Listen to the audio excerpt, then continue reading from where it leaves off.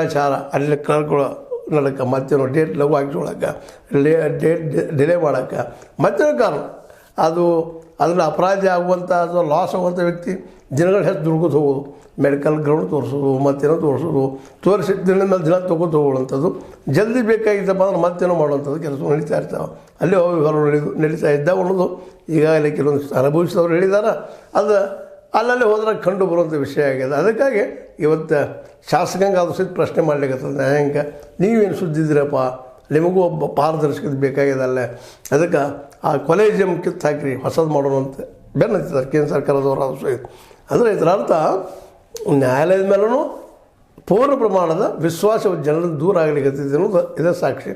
ಹೀಗಾಗಿ ತ್ವರಿತವಾಗಿ ನ್ಯಾಯದಾನ ಮಾಡುವಂಥದ್ದು ಮತ್ತು ಏನಪ್ಪ ಅಂದ್ರೆ ಒಂದು ಇನ್ನೇನಪ್ಪ ಕಾನೂನಿಗೆ ತಿದ್ದುಪಡಿ ತರುಮೂಲಕ ಮಾಡಿದಾರಪ್ಪ ಅಂದ್ರೆ ಪ್ರಕರಣದ ವಿಚಾರಣೆ ಯಾವುದೇ ಹಂತದಲ್ಲಿ 1 ತಿಂಗಳ ಒಳಗಾಗಿ ಕೇವಲ 3 ಬಾರಿ ಮುಂದೂಡಿಕೆಗೆ ಮಾತ್ರ ಅವಕಾಶ ಸಿಗಲಿದೆ. ತಿಂಗಳ 3 ಸಲ ನೀವು ಹಾಕ್ಬೋದು, 2 ತಿಂಗಳ ಮುಗಿಬೇಕದು 3 ಸಲ ಮಾತ್ರ ಮುಂದೆ ಹಾಕ್ಬೋದು. ಅದ್ರ ಮ್ಯಾಲೆ ಇಲ್ಲ ಅಂತ. ಯಾಕಂದ್ರೆ ಮೊದಲಿನಂತ ಮುಂದೆ ಹಾಕೋದು ಹಂಗೆ ಮುಂದಿನ 8ನೇ ತಾರೀಕು ಬರ್ರಿ, 20 ತಾರೀಕು ಬರ್ರಿ, ಮುಂದಿನ 6 ತಿಂಗಳು ಬಿಟ್ಟು ಬರ್ರಿ ಶುರು ಆಗ್ತಿಲ್ಲ. ಹಂಗಿಲ್ಲ, 1 ತಿಂಗಳ 3 ಸಲ ಆಗಬೇಕು, ಬಗೆಹರಿಯಲೇಬೇಕು ಅನ್ನುವಂಥ ಒಂದು ಮಾತು.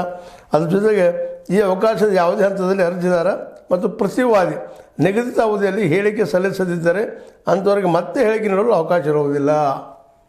ಒಮ್ಮೆ ಹೇಳಿಕೆ ಕೊಟ್ಟಿದ್ದು ಟೈಮಿಗೆ ಕೊಟ್ಟಿರ್ತಾರೆ, ಟೈಮ್ ಬಂದು ಹೇಳಿಕೆ ಕೊಡ್ಬೇಕು. ಅದನ್ನು ಮತ್ತೊಮ್ಮೆ ಹೇಳ್ತಂದ್ರೆ ಇಲ್ಲ ನೀವು ಬರಲಿಲ್ಲ ಅಂದ್ರೆ ನೀವು ತಪ್ಪಿತಸ್ಥರು ಅನ್ನೋದು ಪ್ರೂವ್ ಆಗ್ತದೆ. ಆಗ ಸಹಜವಾಗಿ ಒಂದು ಸೈಡ್ ನಿರ್ಧಾರ ಆಗೋ ಸಾಧ್ಯತೆಗಳಿದ್ದಾವೆ. ಎಕ್ಸ್ ಪಾರ್ಟಿ ಅಂತೀವಿ ನಾವು. ಈ ಎಲ್ಲ ದಿಶೆಯಲ್ಲಿ